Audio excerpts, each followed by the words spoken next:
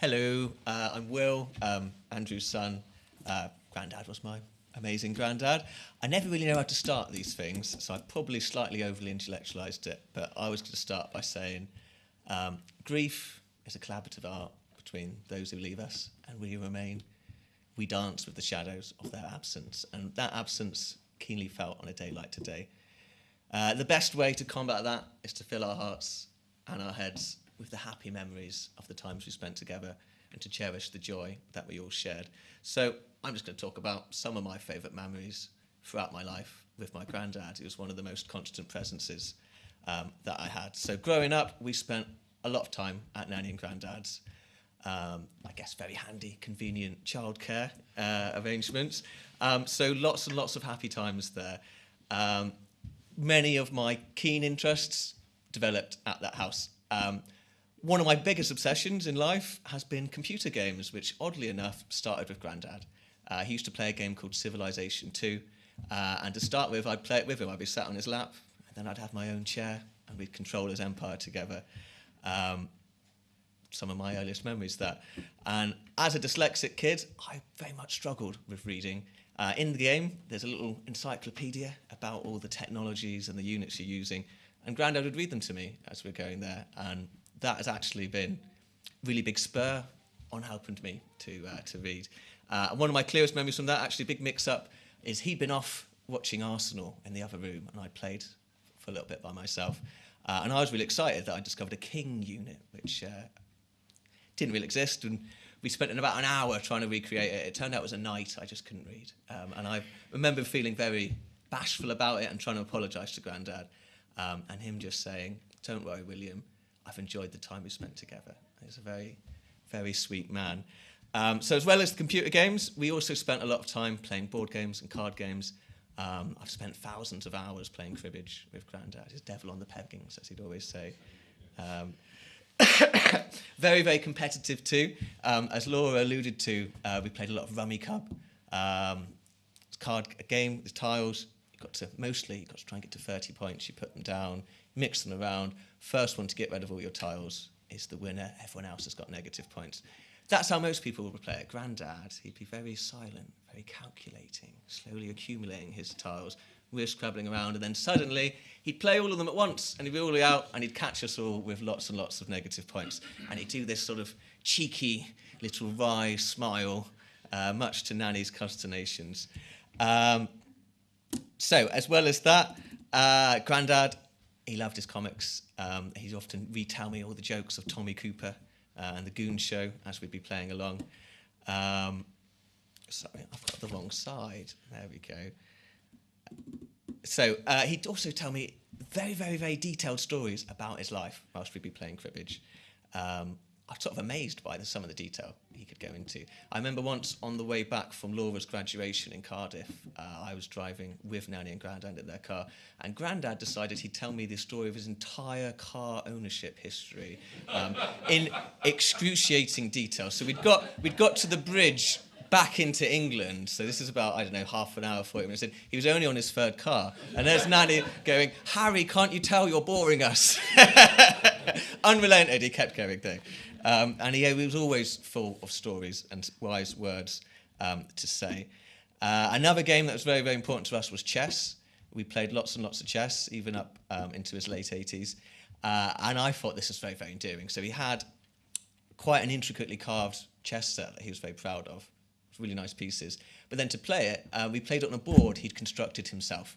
And the way he'd constructed that, he had some black cardboard and he just cut out white squares and glued them on by hand, and very badly, might I say. These were not uniform squares. They were all different shapes and sizes. And trying to play on this board, very, very hard to work out where the pieces were going. And very many times when this would lead to a blunder, I'd offer to buy Grandad. "Can I buy you a board, Grandad, we can play with?" No, not at all. He was very proud. He'd made that board himself, and he wanted us to keep using it. So another little memory I had as well, often obviously we'd be staying at Nanny and Grandad's house, and we'd be playing with Nanny maybe, and he'd be down in the other room watching the football. I say us, but really it was more Lucy, something we used to do to sort of wind him up a little bit is we'd use the Sky remote in the main room, and you could change his channel. So we'd be changing it as he's trying to watch football, and he'd be, Lucy! And eventually, he'd get so irritated, he'd come down to tell us off. And this was about the sternest he'd ever told us off, much, much more patience than I could muster. He'd come in and go, "You're being very cheeky," which was very sweet. Right, so I think we'll skip over that bit. Oh, talking about him being very, very handy. I had a little memory of that. So none of us have really picked that up, his handiness. And he was quite aware of that. And I remember once my dad, he was trying to renovate the bedroom, that's what that word is, in his house. And Grandad had lent him some of his tools. And Dad could not get the hinges off this door that he wanted to change. So eventually we had to get a handyman in. And the handyman very quickly put a hammer, hammered the screwdriver in, got it straight off. Now, I told this to Grandad, and he said, "Yes, I know exactly, that's what I would have done. I just didn't tell your dad because I don't trust Andrew with a hammer." Which I thought was very, very good. So again, every time I come to visit, we'd be playing chess, we'd be playing cribbage. And as I got older, I've become very interested in politics and current affairs. And me and Grandad would have lots and lots of debates, discussions about these things. Even in his older age, he was very, very sharp. And he was very, very well informed on all these issues, even if a lot of his information was filtered through the Daily Mail. But, we'll forgive him of that, won't we? And I realised a lot of my own beliefs come from these discussions with Grandad. I remember once he was telling me that fundamentally he believed in meritocracy, that people in society should have an equal opportunity but should be fairly rewarded for what they've put in. And I think that really sort of formed the core of my own beliefs. He often had lots of very sage advice to say on many, many, many topics.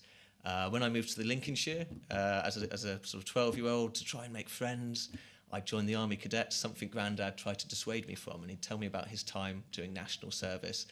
And a phrase that's always stuck out, he said, "The Army will treat you as if you're a cog in a machine. You're not a cog, be your own person."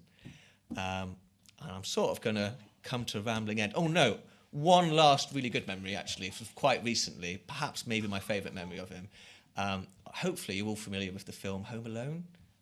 Kevin McAllister, he's a 10-year-old, he's left home alone. Some burglars try and break in, he's trying to defend the house. One of my Christmas favourites, we watch it every year. Grandad had never seen it till about sort of 3 years ago. We're at my dad's house for Christmas, and it's just on in the background, as these things often are. And Grandad sees it for the first time, and he absolutely loves it. It's at sort of the third act when they're trying to break in. It's quite slapstick. There's lots of sort of comic violence. He's just continually laughing for about 15, 20 minutes. He's rolling around on the sofa. He nearly falls off the chair. He's telling me it's a modern Charlie Chaplin. And he had such an infectious laugh, our Grandad. I can still remember that, sort of going to stay with me. I did have a little bit I was going to say about his songs as well, or his singing.